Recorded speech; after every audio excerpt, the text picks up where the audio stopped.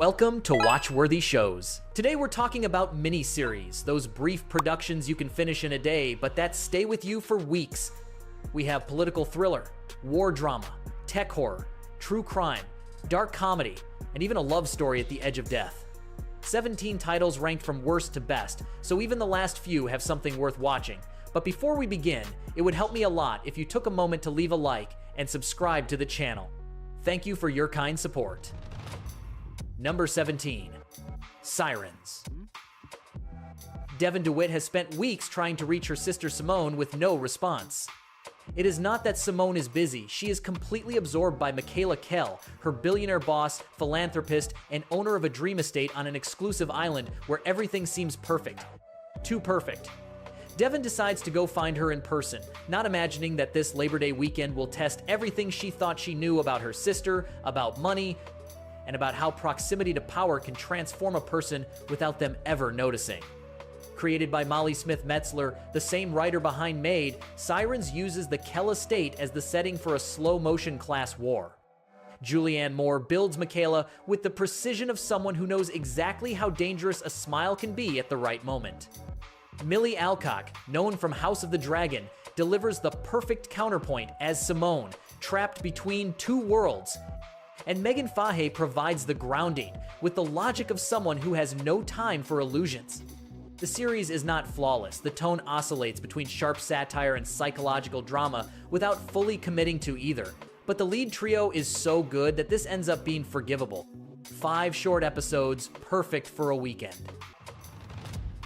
Number 16, Cassandra.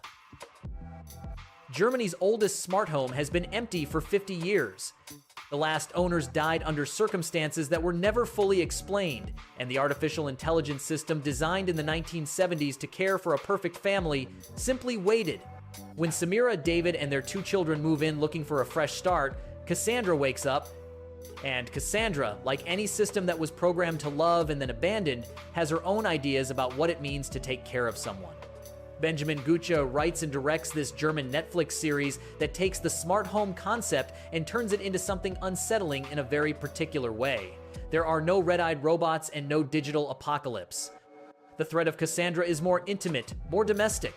Lavinia Wilson's voice as the AI is one of the production's best elements, warm, precise, and chilling all at once. Cassandra launched with a 100% approval rating on Rotten Tomatoes and became the most watched science fiction series of the year on Netflix. It is not flawless, the pacing can feel slow in the middle episodes and some character decisions do not convince, but as intimate technological horror, it more than delivers. Number 15, The Better Sister. Adam McIntosh turns up dead. That is the only thing that is clear at the beginning. Everything else is a chain of questions. The series answers slowly. Who Adam really was, what the 2 women who loved him knew about him, and why the history between those 2 sisters has far more to do with the crime than anyone would be willing to admit. Chloe, played by Jessica Biel, had the perfect life-successful husband, teenage son, high-profile media career. Her sister Nikki has the opposite. Debts, a history of addiction, and decades of accumulated resentment. When the prime suspect shakes the entire family, the 2 sisters have to look at each other again after years of distance. Based on Alistair Burke's novel and directed by Craig Gillespie, The Better Sister works because its characters are more complicated than its plot. Biel and Banks have tense, authentic chemistry. The series can feel a bit heavy-handed with social commentary at certain points, and 8 episodes is perhaps one too many. But for fans of domestic thriller with strong performances, it is a solid option. Number 14, Black Rabbit. Jake Friedkin built something real.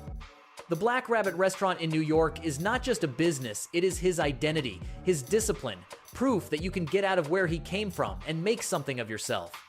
Then Vince arrives, his older brother, carrying debts he cannot pay, loan sharks who do not forgive, and the same chaotic energy as always. Jake lets him in because he is his brother. And that, as it has always been in this family, is the beginning of disaster. What starts as a money problem escalates into a deep dive into New York's criminal underworld, where every favor has a price and every exit leads to a deeper trap. Jude Law builds Jake with a restraint that sometimes feels like desperation, and Jason Bateman delivers perhaps the darkest work of his career as Vince, a broken man who destroys everything around him without meaning to. Created by Zach Baylin and Kate Sussman for Netflix, with Bateman also in the director's chair for the first 2 episodes, Black Rabbit is a brothers drama with the atmosphere of Ozark, but at a more intimate scale. The pace may frustrate those looking for constant action, but for those willing to let the tension build, the series ends with a finale that leaves a mark. Number 13, Task. Before becoming an FBI agent, Tom Brandes was a priest.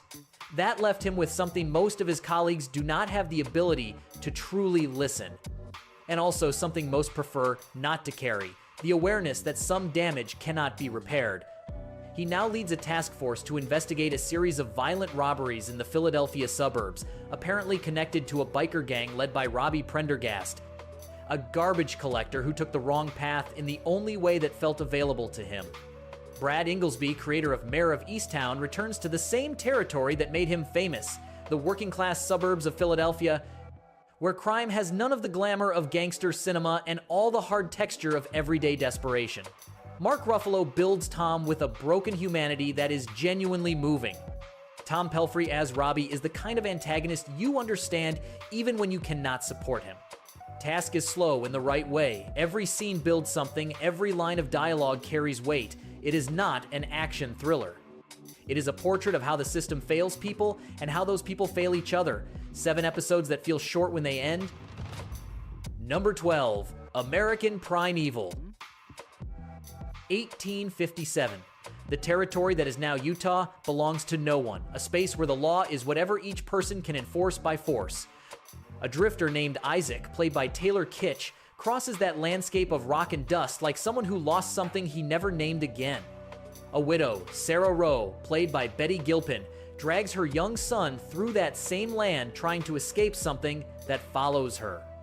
And a newly married Mormon couple marches west carrying faith and fear in equal measure.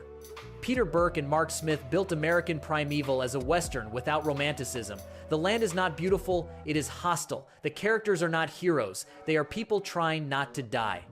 The real history of the Mountain Meadows Massacre operates as the point of convergence for all these paths, one of the darkest chapters in American history. Betty Gilpin is the absolute revelation of the series. Taylor Kitsch has the kind of quiet presence the character demands. And the visual design captures a West without Hollywood, dirty, brutal, and with a beauty that frightens more than it comforts. 6 visceral, epic, and deeply human episodes. Number 10, WAYWARD. Hines, Vermont.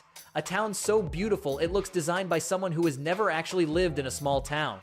The Toll Pines Academy accepts troubled teenagers and returns them corrected, or so says its director Evelyn Wade, a woman with a perfect smile who has a reassuring answer for every uncomfortable question.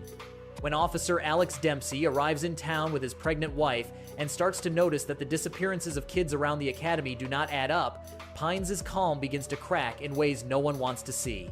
Created and starring Mae Martin, WAYWARD mixes small-town mystery thriller with a darker exploration of the teen intervention industry and the control mechanisms hidden behind the language of wellness.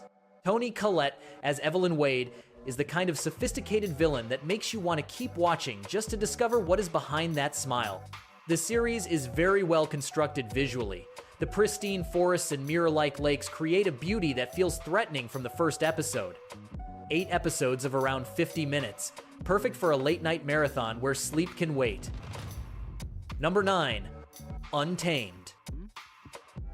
At the base of a cliff in Uyin National Park, a woman's body turns up. Accidental death, says the official report. Kyle Turner, a National Park Service specialist played by Eric Bana, is not convinced, not because he has clear evidence against it, but because the place speaks to him differently. Tracks vanish, local witnesses grow hostile, and park management seems more interested in closing the case than solving it. Mark Smith, screenwriter of The Revenant, built Untamed as a thriller where the landscape is not just setting, but a character in itself. The park has its own logic, its own rules, and Turner has to learn to read them before the investigation consumes him. Sam Neill, as the longtime head ranger, adds layers of political tension that make the search far more complicated than a simple hunt for culprits. Eric Bana carries the series with a contained intensity perfect for the character, a methodical man who slowly cracks as he understands that the truth has roots deeper than he thought. 6 visually striking episodes that capture that particular loneliness only enormous spaces can give. Number 8. Chief of War. The Hawaiian Islands in the early 19th century are not the paradise Western ships will later sell to the world. They are a mosaic of warring loyalties, gods crossing paths with imported weapons, and an order on the verge of permanent change. Kaiana is a warrior and leader who must navigate between the code that shaped him and a world transforming at a pace no one can anticipate. Jason Momoa co-wrote this Apple TV Plus production and stars in it with the energy of someone who has wanted to tell this story from the inside for years. It is not a romanticized version of Hawaiian history. It is a narrative that looks directly at colonialism, at the violence of unification, and at the human cost of building a nation while external pressures close in. Justin Chon directs with a cinematic vision that makes each episode feel more like a film than television. The action is visceral, but never gratuitous, and the spiritual dimension of Hawaiian culture is treated with the respect it deserves. 9 episodes that are a complete immersion in a chapter of history, rarely told this way from the inside, with real fire. Number 7. Zero Day. A massive cyber attack brings the United States to its knees in a matter of hours. Infrastructure collapses, media fragments between information and disinformation, and trust in institutions falls to zero before anyone understands exactly what happened. The sitting president has no answers. Neither does Congress. So they call on George Mullen, a retired former president, to head the investigation commission. The problem is that the deeper Mullen digs, the more he realizes that the enemy may not be where everyone assumes. Robert De Niro stars in his first television role, composing a tired man who still believes in something which turns out to be the most dangerous bet possible in a world where everyone lies. Lizzie Kaplan, Angela Bassett, and Jesse Plemons round out a cast that never lets its guard down. Zero Day is not just a political thriller, it is a question about what happens when truth is no longer a tool of power, but an obstacle for everyone who handles it. The series is intelligent without condescension, tense without hysteria, and ambiguous enough that no one leaves the finale completely sure who the real enemy was. 6 perfectly calibrated episodes. Number 6. Dying for Sex. The terminal breast cancer diagnosis arrived. And Molly made a decision no one expected. Instead of spending the time she has left saying goodbye or preparing for the end, she decided to claim everything she never got to live. That includes, with special urgency, a sexual life that is honest, uninhibited, and entirely her own. Michelle Williams plays Molly with a combination of humor and devastation that is impossible to look away from. Jenny Slate plays Nikki, the best friend who narrates, listens, worries, laughs, and cries in real time as Molly navigates adventures ranging from tender to absurd. The relationship between the two is the heart of the series, not the diagnosis, not the adventures, but the friendship that intensifies when time becomes visible. Created by Kim Rosenstock and Elizabeth Merriweather, Dying for Sex refuses to be a series about dying. It is a series about living with an urgency that most of us do not have the courage to assume until there is no other choice. Half-hour episodes, 8 in total, that feel like the most honest conversation you can have about what really matters. One of the most powerful surprises of the year. Number 5. Apple cider vinegar. A woman announces she cured her terminal cancer with clean eating, apple cider vinegar, and the right attitude. Social media turns her into a global phenomenon. Millions follow her. Brands seek her out. The media celebrates her, and the entire system that should be asking questions stays quiet because the story is too good to challenge. Apple cider vinegar is inspired by the true story of Belle Gibson, an Australian wellness influencer whose entire life turned out to be a lie built with precision and sold with conviction. Caitlin Dever plays her with a coldness that is fascinating because she is not the villain you expect, but a mirror of everything the digital attention economy rewards. Samantha Strauss directs this Netflix series that is not just an expose of a fraud, but an anatomy of why we wanted to believe. There are real victims in this story, people who rejected medical treatments following the advice of someone who never had cancer, and the series treats that not as gossip but as tragedy. 6 brilliant episodes that end with the discomfort of those who recognize they applauded without asking questions. Number 4. Good American Family. Christine and Michael Barnett adopted Natalia, a young girl from Ukraine, intending to give her the family she never had. What followed was a story that split everyone who heard it into irreconcilable camps. The Barnetts came to believe that Natalia was not a child, but an adult with dwarfism pretending to be a minor in order to manipulate them. They took measures that ultimately put them before a judge. But Natalia, sitting on the other side of that narrative, has her own version of what happened inside that house. A Hulu series based on real events, Good American Family earns credit for not deciding for the viewer. Ellen Pompeo and Mark Duplass play the Barnetts with a restraint that keeps them human even when you are not sure whether to believe them. The actress playing Natalia maintains the ambiguity that makes the story genuinely unsettling. Showrunner Katie Robbins built a story where each episode subtly shifts your perspective on what happened, not by manipulating the evidence, but because the evidence itself is contradictory. By the time the 8 episodes end, you do not know with certainty who lied more, who suffered more, or who was right. In true crime, that is an exceptional achievement. Number 3. Secrets We Keep. A young Filipino woman disappears in an affluent suburb north of Copenhagen. The system calls it a tragedy. The neighbors call it a shame. Cecilia, a mother and next-door neighbor to the house where the girl lived as an au pair, cannot stop thinking that something does not add up. She is not a detective. She has no training. But she has eyes, and her eyes tell her that her neighbor, Katarina, and her husband, Rasmus, know far more than they are willing to say. Secrets We Keep is a Danish Netflix miniseries that takes the mystery thriller format and uses it to talk about something larger, how money softens consequences, how complicity functions in communities where everyone knows each other, and how well-meaning people become part of a cover-up when they choose comfort over truth. Cecilia's transformation from concerned neighbor to obsessive who cannot stop is the series' central tension. The 6 episodes are built with a Nordic precision that wastes no scene. The pacing is deliberate, the atmosphere cold and dense, and the ending arrives as what it is, not a solution, but a revelation about the cost of looking the other way. Number 2. Adolescence. Jamie Miller is 13 years old and has just been arrested for the murder of a classmate. That is the only thing that is clear at the start. What Adolescence does next is something few series dare to attempt. Instead of solving the crime, it stays in the surrounding space. The father, Eddie, played by Stephen Graham, who cannot process what he is seeing. The detectives interrogating a child while trying to understand what failed. The psychologist who enters the cell and finds something more complex than a monster.